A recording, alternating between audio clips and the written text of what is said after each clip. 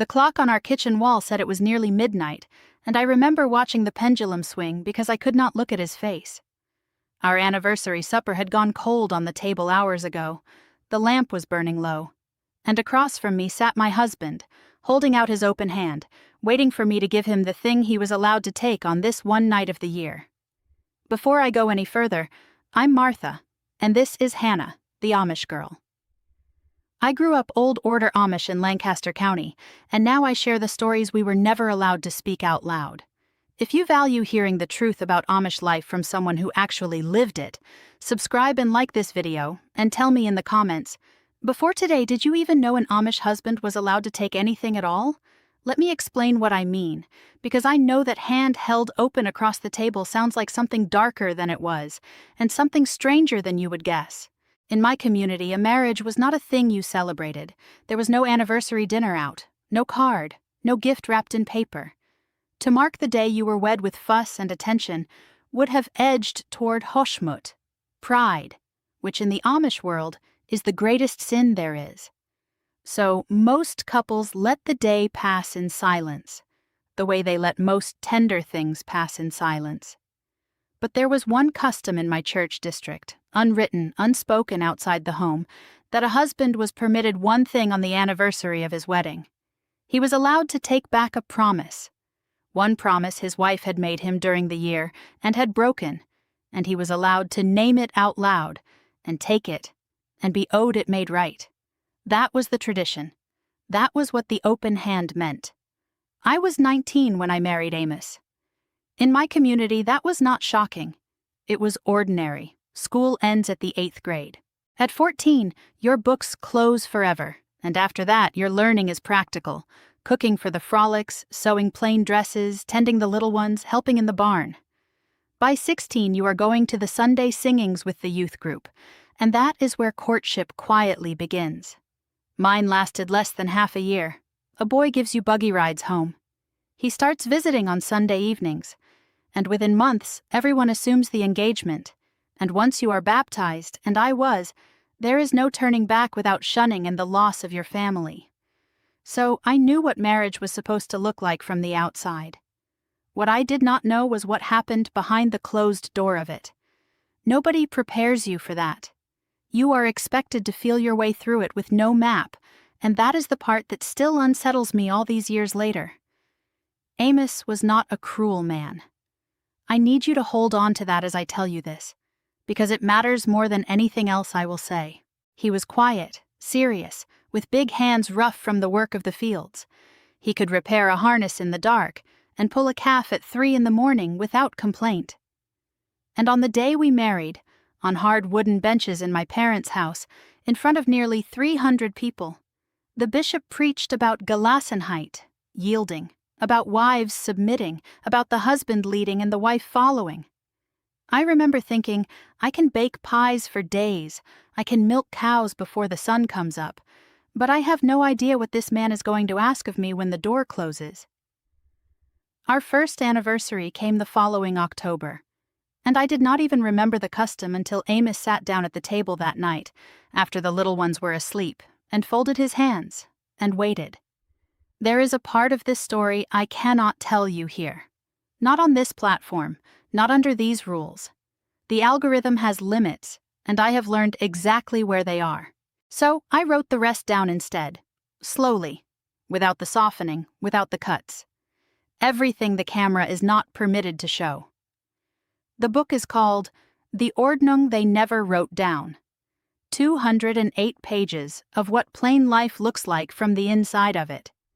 The link is in the first comment of this video. That is where the part I could not say out loud lives. Now let me tell you what happened at that table.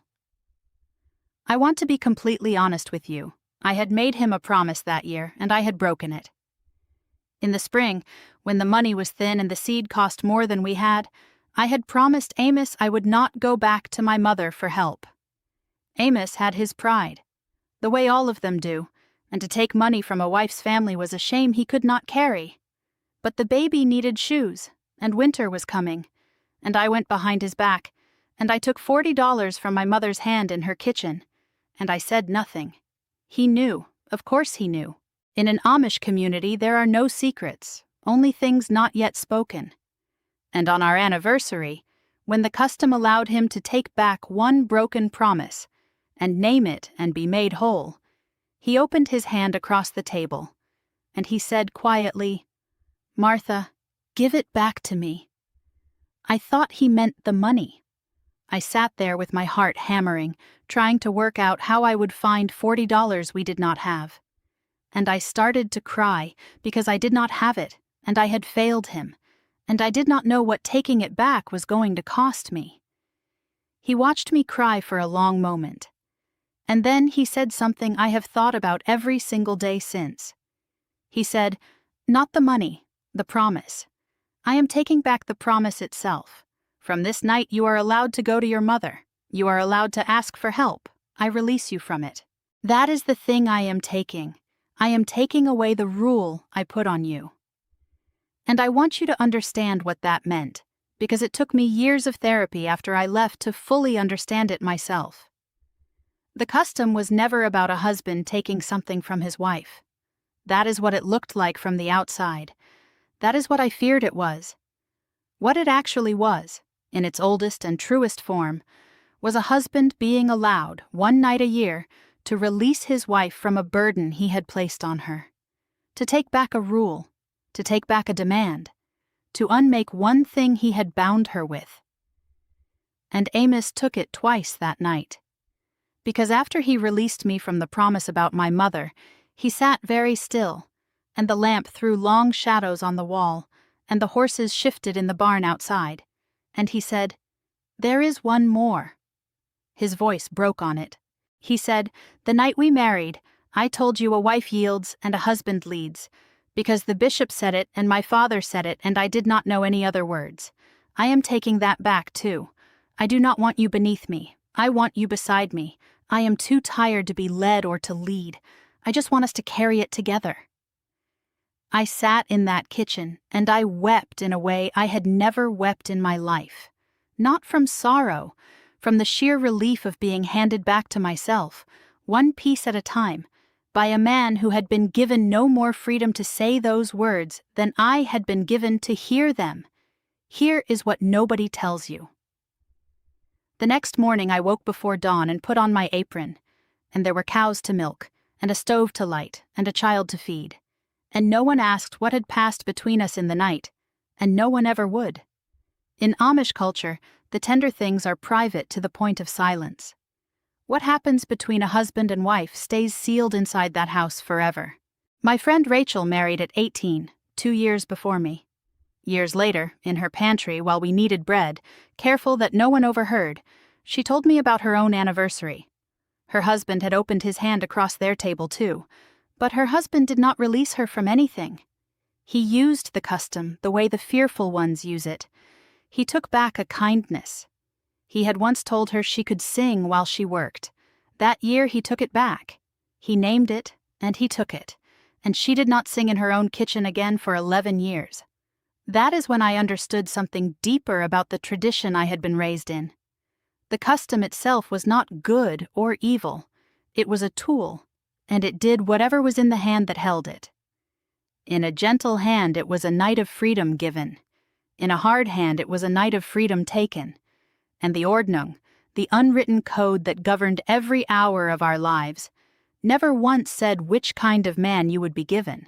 It left teenage girls to lie in the dark and pray, the way I had prayed, that the man climbing into their life saw them as a person and not as a thing to be ruled. I don't look back on my marriage to Amos with bitterness. We were young, we were uninformed. Nobody had given either of us the words for tenderness or the permission to use them. But inside a system that rushed us and silenced us, there were two young people trying to love each other the only way they knew how. There were hard nights later, nights that felt mechanical, always in the dark, always quiet. But there were also nights when he held me and we talked honestly about fear and money and whether we were good enough. I can hold both of those truths at once. The system failed us. And still, we were gentle with each other inside of it. When I left at 24, the cost came fast. The shunning. The phone calls that were never answered. The letters returned unopened. My mother's door closed to me, the same mother whose $40 had bought my child a pair of winter shoes. In therapy, I learned words I had never heard spoken out loud: autonomy, boundaries, consent. I learned that a husband holding an open hand across a table was never the tradition's real danger. The danger was that the whole thing ran on what one man decided to do with power that was handed to him and never questioned. My therapist said something to me that I have carried every day since. She said, "Control does not always look like a locked door. Sometimes it looks like a custom so old that nobody remembers to ask whether it is kind. The Amish world gave me things I will carry for the rest of my life. A community so deep it has a texture to it. A work ethic that has held me up through every hard year since I walked away. A faith, complicated, wounded, rebuilt, but real. But there is no scripture that makes one person the keeper of another person's freedom. There is no God I believe in now who built a woman with a whole soul of her own, and then meant for her to sit at a table once a year and wait to see whether it would be given to her or taken. Amish took twice that night. And the reason I can tell you this story at all, the reason it did not break me, is that the thing he chose to take was the very thing that was binding me. But I have to sit here and be honest with you. That was luck. That was the man, not the custom. Rachel got the same table and the same open hand and the same silence around it, and she did not sing for 11 years. The tradition did not protect her. Nothing did. If you grew up in a world where your own freedom was something another person kept in their hand and gave back to you only when they chose to, I see you. If you ever sat waiting to learn what would be taken from you and had no words for the fear of it, you are not alone. If you want to read the version of this story that YouTube will not allow, the full pages are in the Ordnung they never wrote down. First comment of this video, and that is everything. Choose your freedoms wisely. They might just save your life.